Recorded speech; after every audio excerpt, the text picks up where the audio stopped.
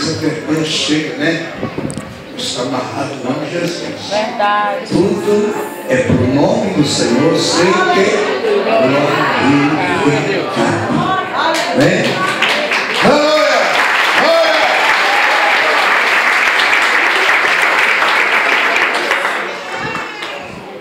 Boa noite, igreja. Eu estou aqui hoje para contar para vocês uma bênção que eu recebi nessa igreja. Glória a Deus. A primeira vez que eu vim aqui, eu vim com a irmã Cleide. Estava numa situação muito difícil, mas mesmo com a situação difícil, eu estava meio arredinha. Olhei para o pastor e eu sentia, eu não acreditava, achava que revelação era mentira e enganação. Está vendo a igreja? E aí isso aí, falei, não vou voltar mais naquela igreja. Fui para casa. E aí as coisas começaram a piorar, ela chegava lá, me via chorando.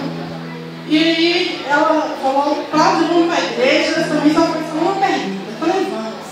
Aí eu vim no domingo de manhã, eu sentava aqui no terceiro banco, chorava muito, muito, que eu não conseguia olhar para o pastor. E aí terminou a pregação, eu pedi ele para me orar e ele orou. Eu nunca tinha dito a ele que eu tinha bursite. Nunca.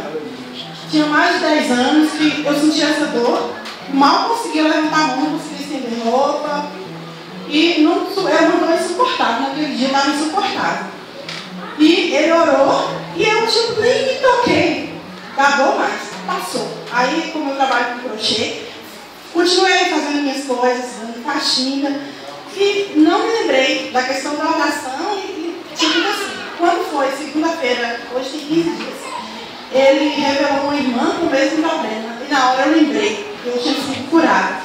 Aleluia! E ontem que eu cheguei para ele e falei que o dia que ele fez aquela oração, eu tinha sido curada.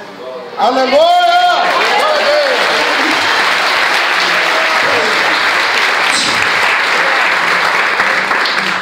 Ela não conhecia os mistérios de Deus, ouvia falar por ele revelado. Quando chegou aqui, ela falou, isso aí não é verdade não. Esse negócio de Jesus falar na boca do homem. Eu pedi a Deus que ele me provasse. E Deus me provou. Dando a cura, revelando o nome.